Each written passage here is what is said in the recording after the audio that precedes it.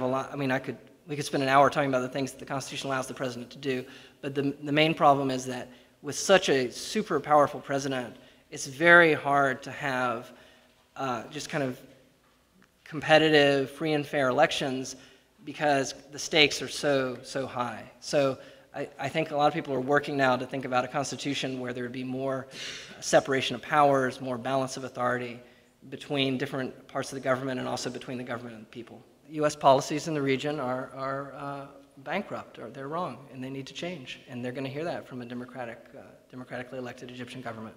I would also add, just, when anyone brings up Iran, you can just tell them that Egypt's economy is completely different than Iran's economy in 1979. Iran was a massive oil exporter that in some respect could sort of afford to be an international pariah.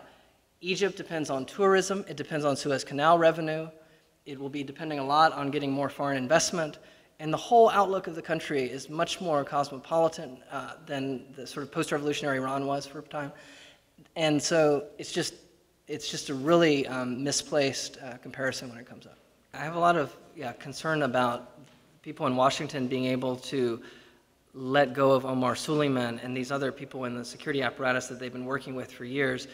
This congressman with whom I met described Suleiman as indispensable for U.S. policies in Gaza and spoke of how he had met with him several times and he thought he was a very professional guy. And I'm sure that attitude we'd hear even in a stronger way from people at the Pentagon in terms of those they've worked with. So yeah, that's a concern.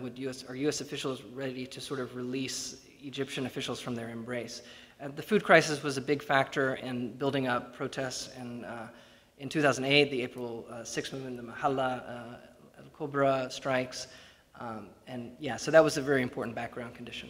And you're right to allude to the ways in which USAID, rather than taking Egypt toward food self-sufficiency or just toward a sort of better balance of imports and exports on food, has exacerbated the dependency.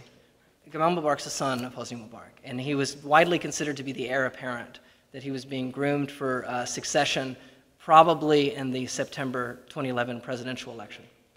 And what we're hearing now is that Gamal Mubarak kind of kept his father from understanding the full scope of protests around the country for a while. So kind of insulated him from what was really happening, or maybe maybe played to his own readiness to try to deny what was happening. And then Thursday, Mubarak was supposed to have resigned. That was the expectation from the Supreme Military Council. And when he gave, but Gamal Mubarak kept working on his speech until the last minute, kept making changes to it, and then, as we know, he didn't resign. And that was a huge shock and disappointment to the demonstrators in Tahrir and around the country. So then the military continued to communicate with Mubarak, and eventually they got around to sort of actually getting Gamal Mubarak out of the conversation and having a more frank discussion, and then Hosni Mubarak decided to resign and announce it on Friday. So that's kind of our rough draft of history for Thursday and Friday. Thanks for your time today.